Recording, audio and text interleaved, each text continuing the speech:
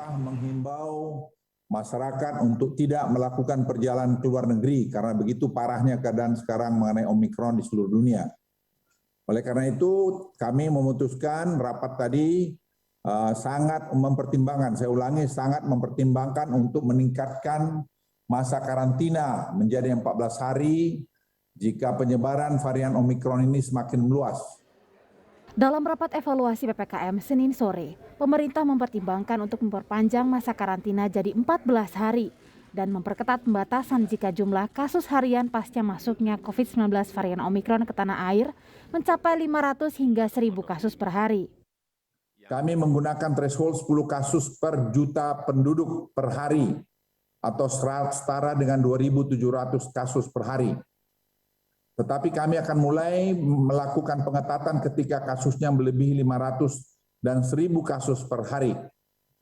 Pengetatan lebih jauh akan dilakukan ketika tingkat perawatan rumah sakit dan tingkat kematian nasional maupun provinsi kembali mendekati threshold level 2. Ancaman penyebaran kasus varian Omikron mengkhawatirkan. Kementerian Kesehatan menyatakan sedikitnya 60 orang positif COVID-19 dari penelusuran kontak erat terhadap 3 pasien kasus Omikron. Dari 250 orang kontak erat varian Omikron itu sudah diperiksa, 60 positif. Jadi kalau kontak erat positif, langsung di whole genome sequencing ya. Hasilnya baru bisa didapat dalam 5-7 hari ke depan. Kata Siti Nadia Tarmizi, Direktur Pencegahan dan Pengendalian Penyakit Menular Langsung Kemenkes RI 20 Desember 2021. Puluhan orang yang positif COVID-19 itu saat ini tengah menjalani karantina di Rumah Sakit Darurat Wisma Atlet sembari menunggu hasil pemeriksaan whole genome sequencing atau pengurutan genom. Pemerintah mengklaim, sejauh ini masuknya varian Omikron dari luar negeri ke tanah air masih bisa dibendung. Namun situasi penyebarannya di dunia semakin mengkhawatirkan. Menteri Kesehatan menyebut kasus Omikron di dunia naik 8 kali lipat dalam seminggu. Kini bahkan sudah ada 97 negara yang mengonfirmasi varian Omikron dengan Inggris di peringkat pertama jumlah kasus tertinggi. Inggris juga mengonfirmasi kematian kasus Omikron sudah mencapai 12 orang per 20 Desember.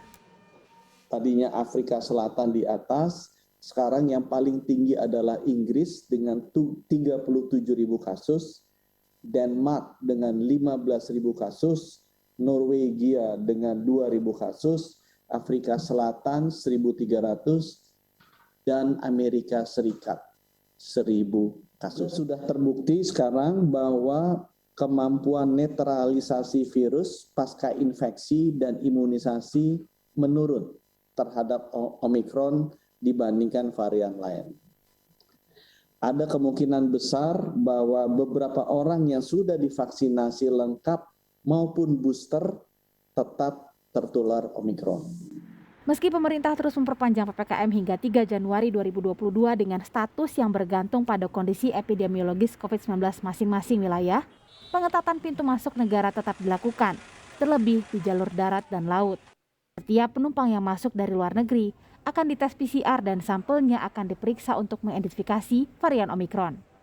Akan memperkuat proses surveillance dan juga karantina di pintu masuk laut dan darat. Apa yang kita lakukan selain dengan tes WGS, kita juga sudah menggunakan tes PCR dengan SGTF yang bisa jauh lebih cepat mendeteksi.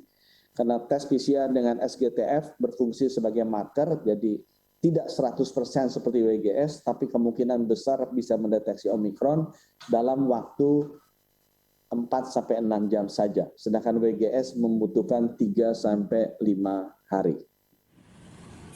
Walau pemerintah tak melarang dengan tegas warga untuk bepergian, pengawasan protokol kesehatan di kawasan wisata akan diperketat. Masyarakat juga dilarang menggelar pawai dan arak-arakan serta berkerumun saat merayakan Natal dan Tahun Baru. Tim Liputan, Kompas TV.